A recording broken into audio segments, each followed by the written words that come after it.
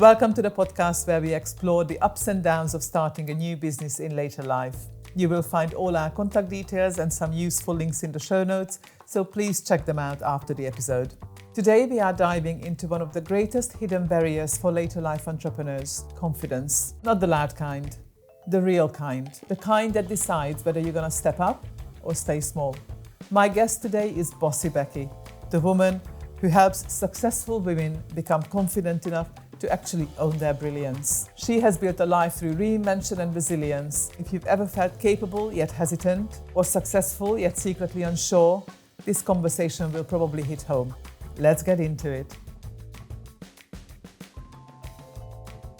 So Becky, tell me please, why so many women look confident on the outside, but feel like imposters on the inside? I think it's because we have so many standards, like high standards that we have for ourselves, and we're helping everyone all the time. You know, we're juggling so many different things. We keep on going, like on a hamster wheel almost. It's like, stop.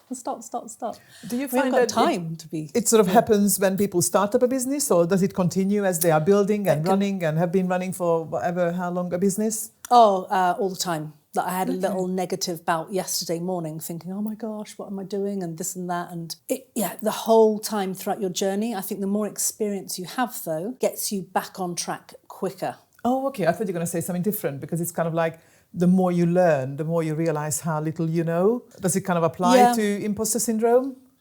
Well, I suppose as well. But I think the whole thing with imposter syndrome is, not feeling good enough, feeling like you're faking it, feeling as if you're going to be caught out. It's that lack of self-belief. Yeah. Where I start working with everyone is, what do you want? What's the big picture? 5, 10 years, whatever time. I find it so hard to see further than this week, never mind even just a year or 2, 3, but certainly 5, 10 years. Yeah. Absolutely no idea. But it's when you have that time to stop and really think, like, what is ideal? What is utopia for you? Like, where do you want to be living? It doesn't have to be a specific country, but, for me, it's definitely something warm, toes in the sand, ice cold cocktail. Not in the UK. Definitely not. Looking out beautiful turquoise seas, warm all the time. But when you look at that big vision, like what you want ultimately, and then you create your plan and everything, your strategy, it's just so much easier. Right? Why are you actually doing this? Yeah. And a lot of people say, I want time or more money. Okay, what are you going to do with that time? What are you going to do with that money? Like, get specific, because that is going to help with the imposter syndrome as well, because I think we're all at different stages. We're all, ages from where we've come from. Obviously, men, different genders. You actually had quite a lot of years of blue skies and turquoise seas and cocktails. Yeah. And then, so when is your target to be back into that situation? When my daughter's currently 15, so when she's 18, 3 years. Yeah. Then it's like, here's the booty, off you go to uni, and then I'm going back to the Caribbean. Yeah, or maybe Europe, Italy, Spain. The Mediterranean, Yeah, Spain, Portugal, somewhere warm, basically. Well, of course, you speak those languages as well.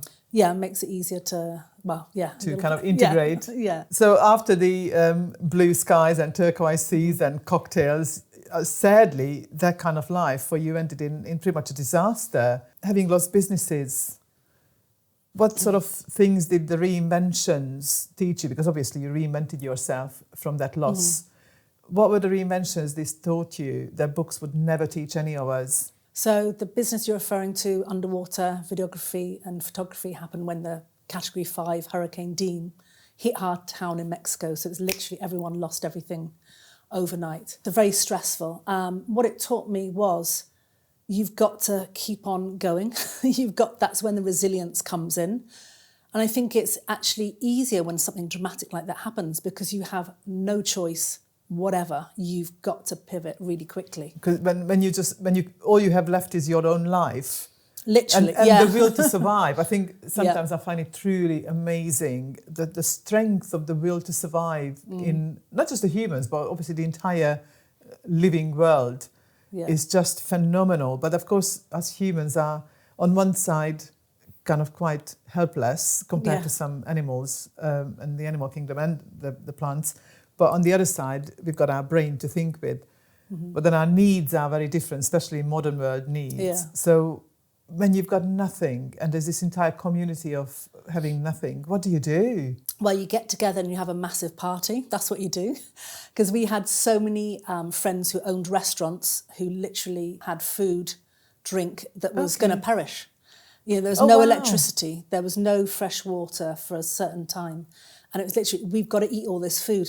Like, we've got to celebrate. It was a bringing together of everyone. Our house was one of the few that remains okay, standing built. or like usable. Yeah, and we had rainwater collection, which had a massive cistern. So we had, you know, they had a generator so we could have the hot showers. So it was, you know, everyone bought something. So the community, when something disastrous happens, is phenomenal because everyone's got a completely, it doesn't matter where you're from, you know, it was Mexicans, Italians, Spanish, English, French, German, all together, got together, and ours was party central. It was, you know, a couple of days, everyone was in shock.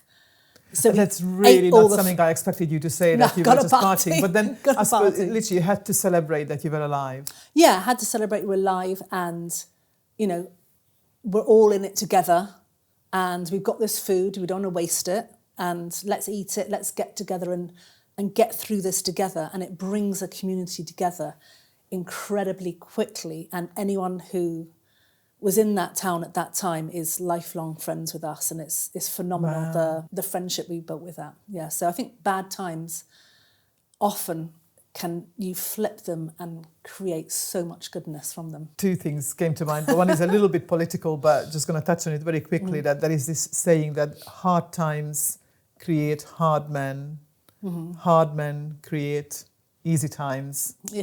Easy times create, not easy men, but something along those lines, like, you know, weak men, and then weak men create hard times. And we are in this last quarter circle. At the minute, the way we are. And then, of course, when you've got hard times and so on. Yeah. And we are in this last quarter of that circle and see where we go with that. Yeah, the world is kind of in a funny kind of position at the moment. Yeah, but anyway, let's leave politics at that. But I wanted to ask, so this, what you've just described, having a natural disaster that destroyed entire communities, but then it brought together those communities with some grand moving strength by the sound of it. Yeah. How can we translate that into business? So there's like loads of us who are setting up a business at any stage of our lives and struggling through it all. What can we take away from that story? You've got to have that resilience. Like, you've got to know, like going back to what I said originally, you've got to know why you're doing it.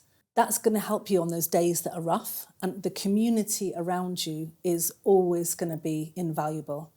So I think, you know, we know each other from networking as well. Yes. And a lot of people have, in my opinion, a misconstrued idea of networking. They're there to get something for themselves. They want the deal, they want the leads, they want the money if they're a property investor. It's like, whoa. What can you do to help those people in the room? I love introducing different people to different. I love that. I just find it just gives me so much joy. But if I can see someone who needs something, and I know that other person has got it, like, connect them, you know. Yeah. And also, what networking has given me is that, or that community is the support. So someone to party with when things are going well, not only when they're going badly, but on those days when it's tough. Like yesterday, I called a good friend. She was right. Let's just calm down. What's the problem? We talked about it, and it actually wasn't a problem at all. It was just me being, you know, dramatic, or maybe at a low point for whatever reason, you know, and then got over it. So those people around you with created with networking, those communities are going to support you through good and bad times. So surround yourself with people who get you and who are going to be there for you. Do you want results quicker and prefer a private deep dive? Alongside my group programs, I offer one-to-one mentoring. To find out how to work with me personally, please use the link in the show notes. I'm going to share something really quite personal, and it might be a completely wrong perception, but I hold my networking event.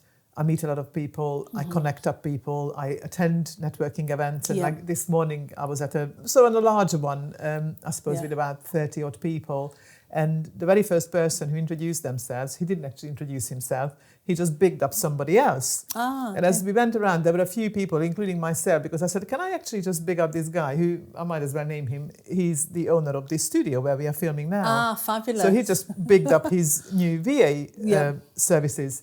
Brilliant. I said, can I just big up this guy who actually owns a studio and does videography, and I'll be doing my own podcast there later on today. Yeah. Because he ended up not introducing himself at all. You know what I mean? And it was just really quite nice as we went around. Yeah. And a couple of people did that across the room. And that just underlines exactly what you said. I love it, yeah. What do you bring? How do you help others and how do you promote others? And it will, when you give out good, the good will come back. It comes back. Most of the time it's not from that direct person you've helped, like very, very seldom. It's from someone else down the line. But it comes back in different shapes and form, yeah, definitely. It's a sort of personal thing I wanted to say, and I don't know, I feel a bit embarrassed about it, No, I feel a bit say emotional it. about it. There's obviously a lot of coaches and mentors in the network, and I always feel, even though many of them are friends, but I always feel, how can I call up those people to ask for advice when they are not my coach and mentor? And should I think about it that way, that I should be paying them for their advice and support, or and then I just end up not asking? I think you can always ask if they haven't got time, if they don't get back to you. You know, just leave it at there's that. no harm done. Yeah. Everyone's got their own boundaries, you know, and everyone's life goes in different waves. Like they could be in a point, if they don't get back to you, they're absolutely slammed with work. They physically have not got time, apart from people who are paying them, you know, to be blunt. And then other people are like, oh yeah, and I get so many questions, so many DMs, and, you know, often from people I've met once at networking, hey, do you mind? And if I can, I'll get back to them straight away, very quick, short and sharp and quick, that's it. You know, when they're asking for lots and lots of things, like, whoa, wait a minute, this... Come along to my... Yeah, there's like a limit, day. you know, how much... but I've been in positions where I think some people aren't aware that coaches need to eat as well, you know, and that is a problem. So I understand where you're coming from. That it's like, am I overthinking it? But you're absolutely right, that people set their own boundaries. And that's actually so part of, you know, one of the elements that is in my framework, which is the emotional health. And that actually covers setting boundaries and then sticking by those boundaries to make sure that you stay sane yourself, don't you? Yes. Otherwise, you're helping everyone, then you end up... I mean, I had that for one afternoon. I was just answering everyone's questions. Thought, well, I haven't actually got anything... Have I done anything that's earning me money today? Or on my to-do list, you know, that I was supposed to be doing. So, yeah, it's easy to go down that rabbit hole of helping people.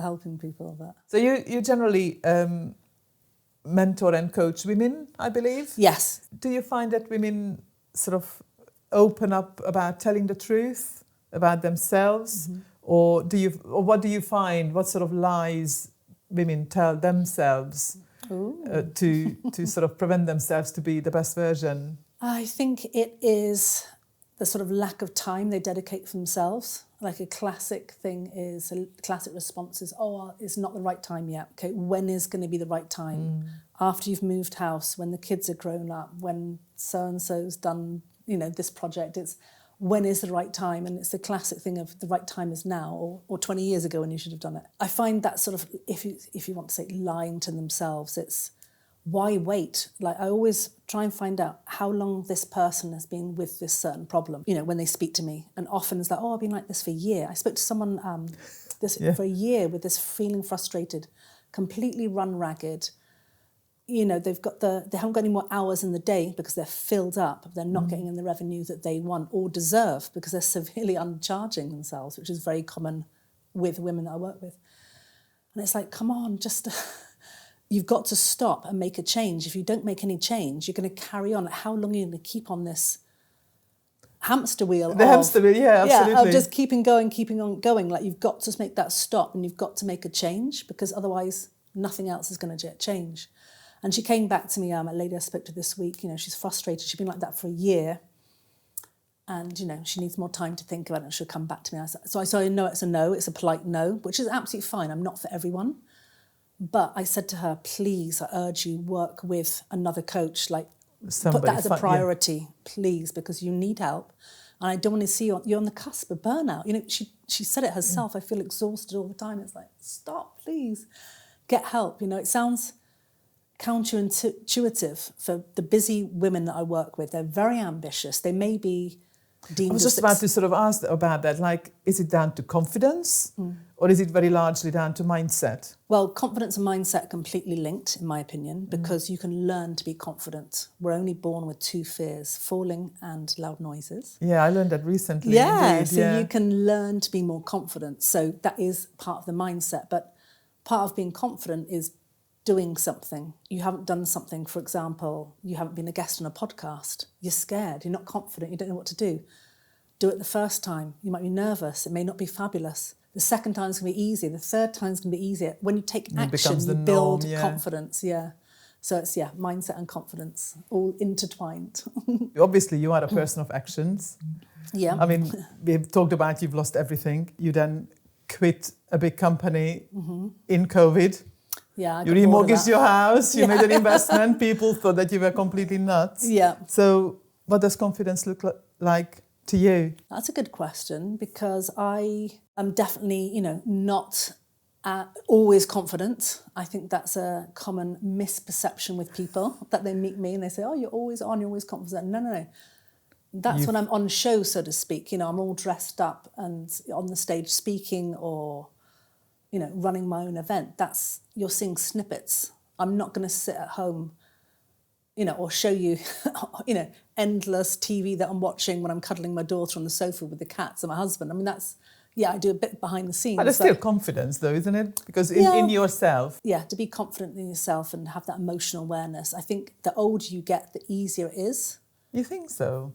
I think so, because I now longer know, don't give a damn about what people think of me. Like, I genuinely... I suppose, that kind of... Some of that does come with age, doesn't it? Life's too short to fuss about what so-and-so is worrying about you. I mean, I think they have that classic phrase, don't they? What someone else thinks of you is none of their your business. Exactly. It's none of my business, Exactly. Absolutely. What could confidence look like to others when everything is on the line for them? What does confidence mean for them? It can be different things for different people. For example, when I hold confidence workshops and events and things, they ask people to promise. Yeah, I ask people to promise that, what are you going to do, that one bold thing? And I love getting their feedback. It could be calling that client they're scared is going to say no. It could be going live on social media. The worst thing that's going to happen is that they're going to say no. But at least then you save time. Stop thinking about it.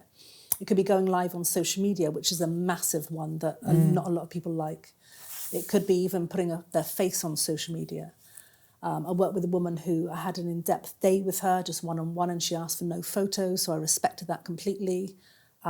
Very, very crippled with anxiety of not feeling good enough. And we got her story out and she's absolutely incredible. She's been travelling around the world, digital nomad, she's come back, she's mum of 2 boys. Like, her skills are abundant. And when she realised that, it took her time obviously, but when she started realising it, she's like, oh, actually I can do this. And now she's all over, the socials. You see her face all the time. I'm like, go for it. Is this one of the greatest perks of the job? Yeah, it's so satisfying seeing that. When someone says, I'm going to do that, I say, okay, if it was social media related, tag me for a couple of reasons. Number one, it gives them accountability. And they're like, oh, I've got to tag her. When I'm going to do it, because I will follow up. Hey, haven't seen that post yet. It's been 2 weeks. Okay. And then the second thing is, because it's going to reach wider people, I can reshare it with my audience. Yeah. So it's going to help their business as well. Some of you will want deeper, faster transformation. And that's why I also offer a 3 months one-to-one mentoring package. And that is tailored to your business and life. You will find the details in the show notes. I'd like to ask you a question, Ildikó, if that's okay. Yeah, go on. So when we met, first of all, we're both pretty much in the property arena.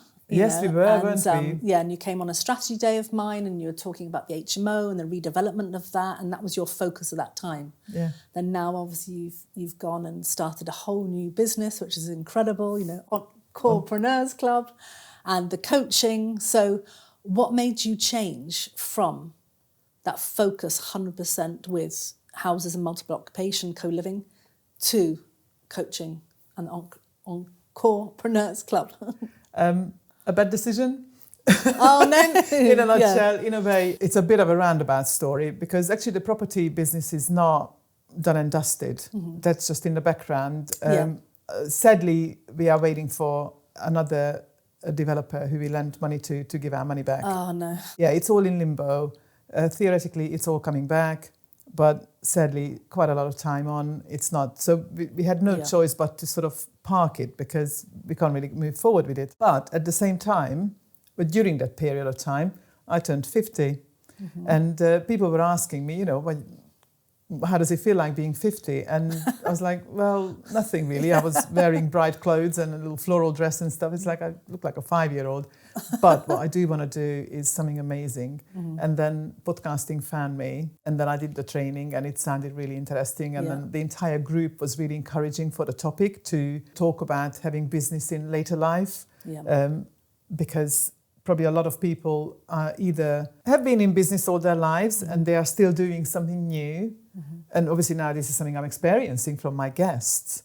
And there are people who spend their former life in corporate, but then think, hang on a minute, I could do that for myself and earn money for myself and then start up a new business. Then, of course, face all the ups and downs of it. Yeah. And this is exactly what we talk about in this podcast. So I'm riding that roller coaster without shadow of a doubt. Mm-hmm. And this is how the podcasting came about. But on the back of the podcasting, I had a chance to do a speaker course. And that is just amazing. And you know very well, you've been on stage many, many times now. I don't know if you trained yourself or it's just something that happened. But oh my goodness, I love it. Absolutely love it. I mean, it's pretty good sitting in front of the camera, but standing on a stage in front of a room full of people is phenomenal. Yeah. And that is something that I want to continue doing alongside the podcast and promote my coaching business. That's phenomenal. But more than anything, I want to encourage people to have the determination to have it all or to do what they want to do and believe in themselves. A bit like you. Yeah, and that's the thing is, if we don't try for it, we can always... I think people are so scared of, what happens if it goes wrong? Obviously, with finances, you've got to do due diligence, but at the end of the day, it is a risk. But you can always come back home, not necessarily a geographic place. Yeah. But go for it. Start a side hustle if you've got, if you're unhappy in corporate, for example, if you're not happy in your current situation, try something else. Okay, it may not work, but at least you've tried it, and you're not going to live with that regret when you're sitting there at 80 thinking, if only. What if I did this? Because we only regret the things we don't do, don't we? Absolutely. I'm a strong believer of that. We can only regret things we haven't done. Exactly. Anything you've done was either a lesson or something you enjoyed. Yeah, exactly. And if it's enjoyed, and you can't because carry on doing it. Yeah, exactly. If it's something turned out something that you didn't quite like, then it was a lesson learned that, okay, I'm not going to do that again. Mm-hmm. And there's so many lessons, aren't there? There's so many lessons along the way. But I think it's that confidence of trusting yourself, that you are completely capable. Yeah, and sometimes I think you touched on it about, I said as I get older, I think confidence increases because I don't care what people think about me. However, on a caveat for that, when I was younger, I just, 21, went to France, wanted to learn French, 6 months contract, went to Bordeaux, obviously pre-internet times, let's go and learn French. Naivety of the youth as well. It's sort of, I think as we get older, we tend to overthink, what if it goes wrong? I've got the rent to pay or the mortgage or the kids, and I've got the dog, and I've got so many things to think about. Yeah. At the end of the day, if you're not happy, you've got to make a change. Or is it like, do people kind of escape into these things that they need to look after and they just busy their lives with all these things? Yeah. Instead of doing what is really going to bring them joy, whatever that may be. It may be, buying a camper van and travelling around Europe. It may be, I don't know, surfing in Bali. That's my plan. Whatever it may be. You need to keep fit for that, don't you? Yeah, exactly. But absolutely. Yeah, it's really good to be fit. Isn't it? Because when you go surfing, coming at 50 odd, it's brilliant. Love surfing, and gym time for me is not only that physical fitness, it's that mental fitness, because that is the place where I'm just there doing the workout and just in my zone. And surprisingly, I don't talk to many people, if any, in the gym. It's like that's the quiet time, because I love talking. At the gym, it's like, no, quiet time. You go to the gym to work out kind of thing. Or exactly. But a lot of people go there to chat, my gosh. Really? Oh, yeah. And or maybe it's because I go at 7 o'clock in the morning on a Sunday. Yeah, exactly. That's the only time I've got time to listen to other podcasts, when I go on the cross-track, whatever the machine is called. Yeah. Yeah. Got to keep fit. So what do you do to keep fit? Oh my goodness, I've got a pretty good little morning routine. Yeah. Although, to be honest, not a huge amount. I exercise for 15 minutes every morning. Okay. At home, inside? At home, just literally get up, have a glass of lemon water, do 15 or maybe sometimes 20-minute exercise. Or if I've got no time, then it's only 10. In the lounge, quick, easy. It's easy because then when I go on holiday, I can still do it. I don't have to rely on a gym. I can do it in a hotel room. It's not a problem. Then go for a cold shower. You can't do the cold shower on holiday, really, because at the Mediterranean, no cold water comes out of the taps. So I always miss that. And then on Saturday, we go for a nice long hour or so long walk. And on Sunday morning, we go to the gym and the spa. Perfect. Oh, yeah, during the week, we play badminton. Perfect, yeah. Variety. Yeah, nice variety. It's the best thing, and isn't it? Some of it is quality time together with my husband.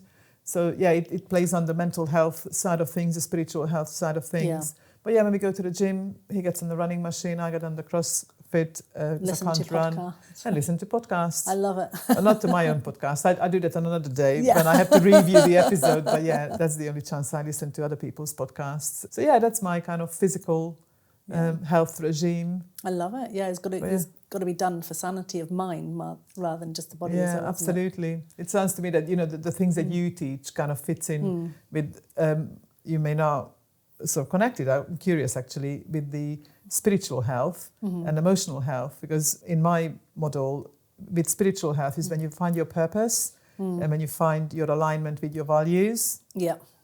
And emotional health. Yeah, absolutely. Yeah. Emotional health is connecting with people, the nurturing relationships and setting your boundaries.